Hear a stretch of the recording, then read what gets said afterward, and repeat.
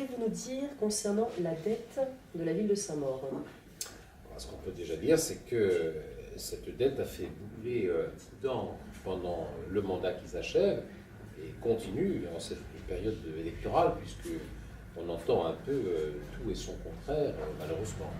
Alors, ce qu'on peut dire de cette dette, déjà, c'est que en montant, pour une ville comme Saint-Maur-des-Fossés, une ville de 75 000 et quelques habitants, c'est une dette qui est très importante, qui est trop importante et qui obère bien sûr les capacités d'investissement de la ville. Nous nous sommes efforcés du point de vue du montant de stabiliser cette dette pendant le mandat qui s'achève, puisque la dette est aujourd'hui de l'ordre de 260 millions d'euros, ce qui, compte tenu de la dépréciation monétaire, de l'inflation, est une dette, on va dire, du même ordre. Nous sommes donc forcés, tout en maintenant l'investissement dans la ville, de maintenir cette dette et d'arrêter cette dérive, puisque cette dette, nous en avons hérité, et que c'est entre 2001 et 2008 qu'elle est passée de 130 millions à 250 millions, ce qui fut alors totalement déraisonnable, bien sûr. Et le problème de la dette de Saint-Maur, c'est aussi sa structure, la façon dont elle est composée. Elle n'est pas composée de taux fixes ou de taux variables capés, comme c'est souvent le cas, mais au contraire d'emprunts structurés, dont beaucoup ont un caractère toxique. C'est-à-dire que, parfois, dans les différentes phases qui constituent un emprunt structuré, le taux dans certaines phases dépend de la parité entre les monnaies, et ce taux est susceptible de s'envoler jusqu'à des sommets déraisonnables de 20-25%, voire plus.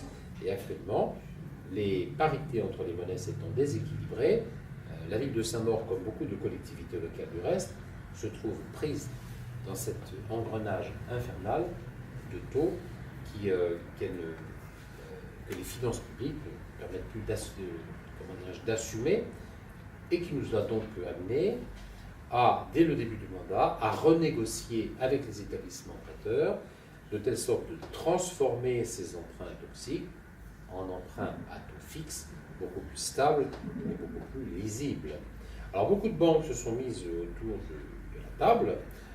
Récemment encore, le Crédit Agricole consentait à renégocier, à transformer ces emprunts toxiques en emprunts à taux fixe.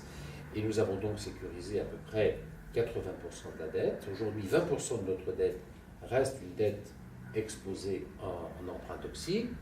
Le banquier prêteur est malheureusement pour nous Dexia, qui dans ce tourbillon a fait faillite en fait, et qui n'est plus aujourd'hui en situation de pouvoir proposer quoi que ce soit. Donc nous sommes au contentieux avec les banques qui ont négocié, notamment Dexia, et le tribunal de grande instance de Nanterre a, dans le cadre d'un conflit qui opposait Dexia à la Seine-Saint-Denis, au département de la Seine-Saint-Denis, donné raison à la Seine-Saint-Denis, non pas du point de vue d'un argument que nous entendons souvent, le défaut de conseil ou autre. Ça, le juge n'a pas retenu cet aspect des choses, considérant que une banque ou une collectivité locale sont à égal niveau de compréhension, de conseil, d'information.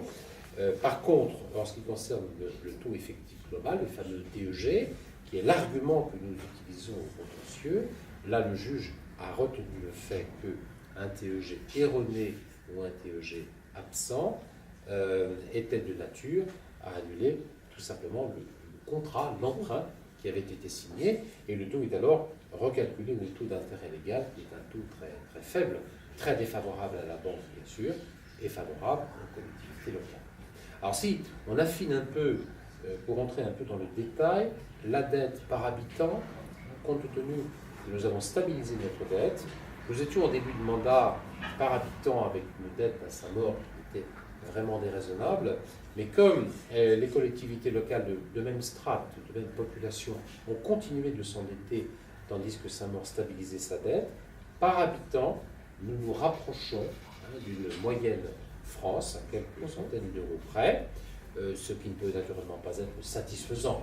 Il conviendra dans l'avenir qu'au contraire, maintenant qu'elle est sécurisée et stabilisée, il conviendra que nous nous attaquions à la décroissance, à la baisse de notre dette, qui demeure à des niveaux insupportables pour la ville de Saint-Maur. Très bien. Merci, Monsieur Leroy. Je vous en prie.